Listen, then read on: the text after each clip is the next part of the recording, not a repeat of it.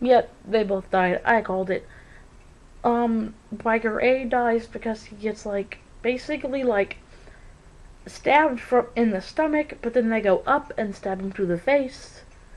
Um, it was a little gory, you can expect, but you can tell it's definitely costume blood.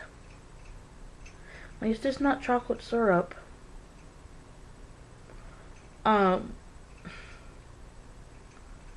anyways, because in Psycho, the blood was chocolate syrup. Okay. Um, and then Biker B tries to get out of the tomb, and I don't know where this comes from, but he's shot with like a slimy corrosive acid out of nowhere. Legit nowhere. This corrosive, gooey, acidy crap just gets shot into his eyes. He cries, and a CGI boulder falls on his head. And then, I don't know, it's like pancake. Gotta love crappy CGI, right? Okay, and we still have 1 hour, 18 minutes, 57 seconds left of this crap.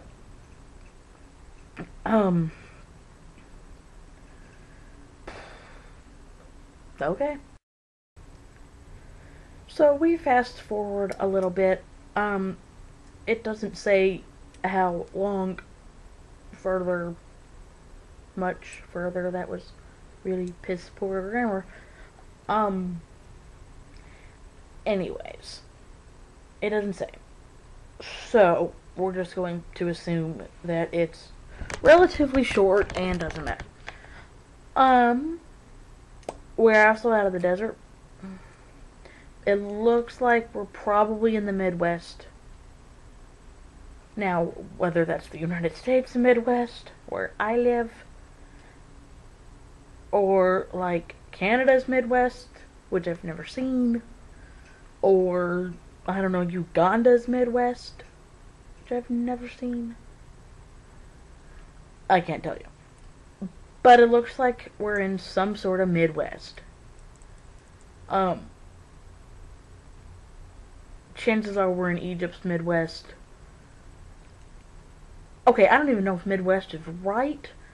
I'm just going off of what my landscape looks like and what this landscape looks like. I don't know. I'm not clipping my nails while I'm watching this. I'm just, who's here?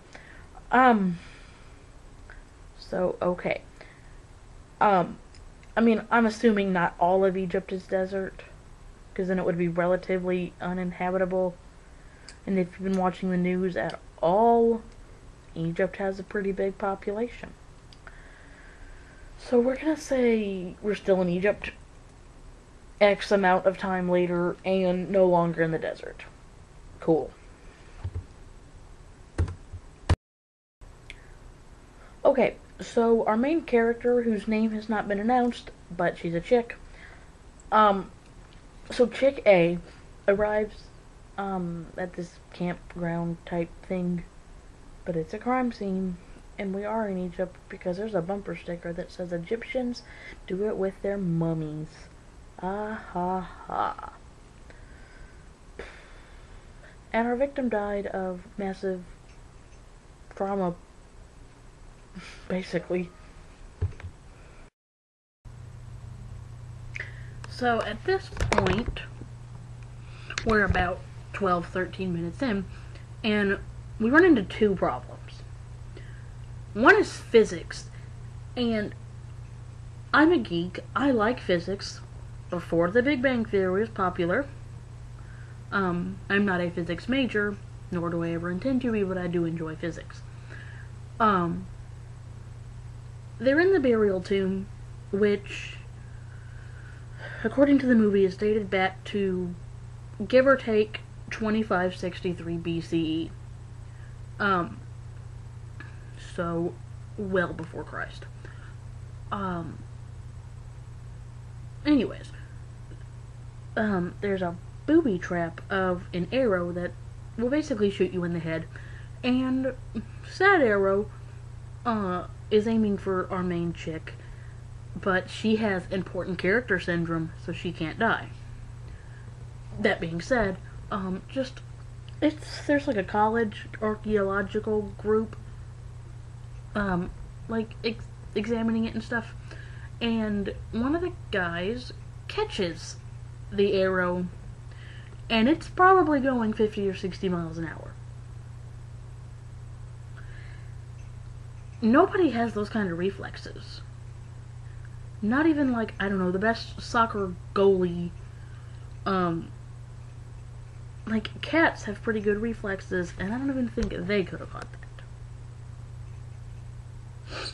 So, even like a half cat thing hybrid wouldn't have caught that. But I guess important character syndrome trumps physics. Alright. Our next problem it's not really so much a problem as it is just a misunderstanding. In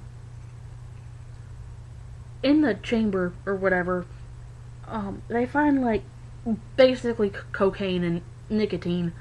And if I remember my Egyptian history, they had at least some form of what we know to be cocaine and nicotine. The movie makes it sound like the movie says that they would have had to make a transatlantic trade route, which, while it would have been hard in 2563 BCE, it would not have been impossible. They could have just summoned the aliens that built the pyramids. But, okay, it's not impossible. But the movie makes it sound like it's like a Silk Road type deal without the silk. And I don't remember if they had a transatlantic trade route thing, which is odd because I know a lot of random history crap. But I think that if you came into this movie knowing nothing about Egyptian religion, Egyptian history, hell, who King Tut was, that you probably would get confused and think it was similar to a Silk Road. And it wouldn't be. We're just not that far along in technology for it to be a Silk Road. Or like a Silk Road, whatever. However, that can be ignored. The Catman physics problem cannot. Just an FYI, the priestess's name is Anatet. Whatever. Okay. And all of the people in this movie seem to have a mix between Australian, and British accents. I don't get it. And it's a funky accent. But oh well. Okay. Okay, here's our third problem. Out of, I'm sure, many more of this movie. They're not hieroglyphics, but we'll call them hieroglyphics for lack of a better word. The hieroglyphics that they find in this tomb, according to our, I'm gonna assume, archaeological professor, predate actual hieroglyphics by 2,000 years. Okay, now he implies that nobody can read them. Yet he reads them. And then our main girl, she's a linguistics specialist.